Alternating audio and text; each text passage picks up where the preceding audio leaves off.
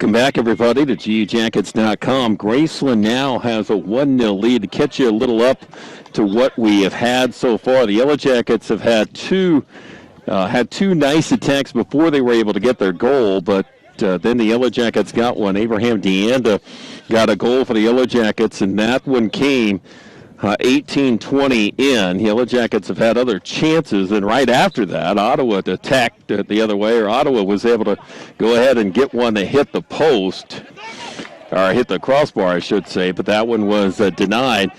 Since then, the play has been relatively even, maybe sided a little bit toward Graceland. There's Dawson Powers that releases for a pass from Deanda, but Gage Powers comes up to get it. The Yellow Jackets early on got Gage Powers out from goal a couple times. They really had a couple times he was out of goal, and the Yellow Jackets had a couple different shots. Pendelson Fienda had one of those. He just couldn't get the second touch on the ball. Otherwise, Yellow Jackets would have had an even earlier goal. There has been a couple yellow cards that have been assessed. The Yellow Jackets also have one. Abraham Deanda just got one for Graceland, and that one came at 24-15. One also against Raul Magno of Ottawa. Pendelson Fienda will try to give it back for Powers, but that one is broken up, and Ottawa will have it back. Ottawa has a 4-on-5, and the Yellow Jackets continue to retreat. Jean-Claude Schwartz plays it toward the box, wanted Kane Scott, but the Yellow Jackets will get possession back. Laguna surveys, sends it toward Powers on the far side, then got a heavy touch there, and he wasn't able to run down the mistake. Jack Hatswell will get the throw for Ottawa. 18:40 remaining in the first half. 1-0, Graceland with a lead off the Abraham Deanda goal that came for the Yellow Jackets. Throw over the top, but that ball won by Thomas Santos, and eventually a foul. This will be a free kick as deep as what Ottawa's had one so far, and I think there's just been one other Yellow Jacket foul that resulted, and I don't think that one resulted in anything that was in the Yellow Jacket end. This one will be an opportunity for a legitimate set piece for Ottawa. Julian Colchado will strike it. Santos is going to be on the 18 line. Jonathan Raguayo will be there also, and they also bring Nate Johnson.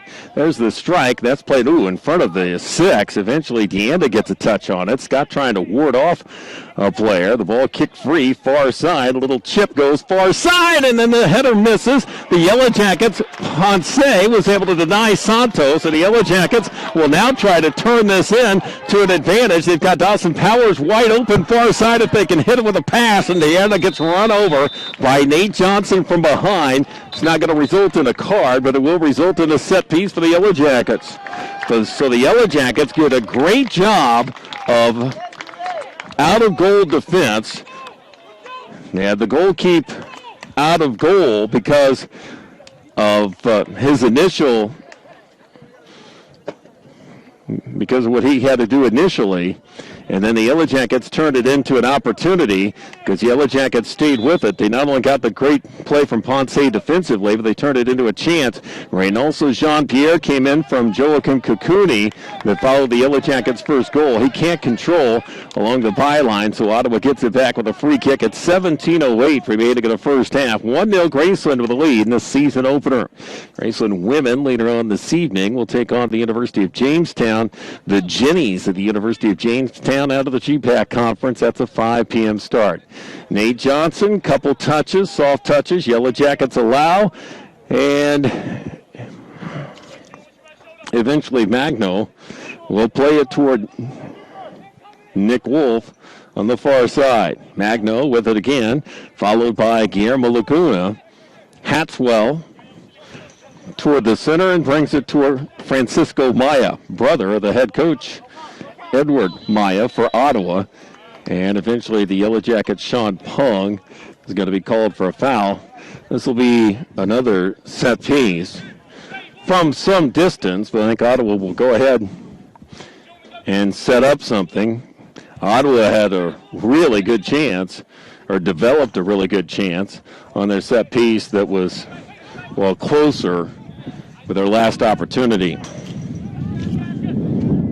Magno will strike it. Santos is outside of the far post for now. He's over there along with Cholchado. Ball played to Raguayo, though. Raguayo turns, chips it in the box. It never did get the second touch. And that was an easy lane and a clear lane for Liam Smith to get to it. There's an injured Brave, and the Yellow Jackets will send that one to the side so that they can see about Julian Cholchado. And Cholchado will try to walk it off for now. We're at 16:35 remaining in the first half. The Yellow Jackets of Graceland with a 1-0 lead over the Ottawa University Braves.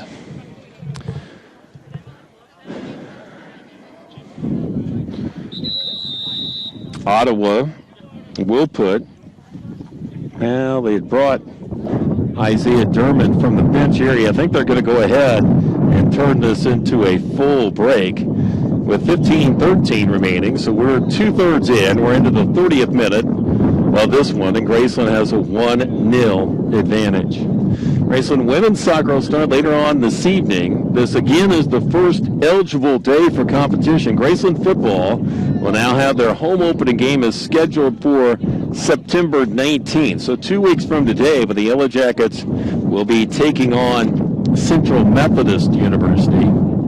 Central Methodist was actually to be starting their football today against Grandview, but that was really the first game of the Heart of America Conference to delay. All the football teams will be, well, were then scheduled for September 12th, but a couple of those, like Graceland, have delayed theirs. But fall sports is on. Volleyball can be on. Now the Yellow Jackets women's volleyball team will have a home match until October. The Graceland women's and men's soccer a go today, and after the hydration break with 15:13 remaining in the first,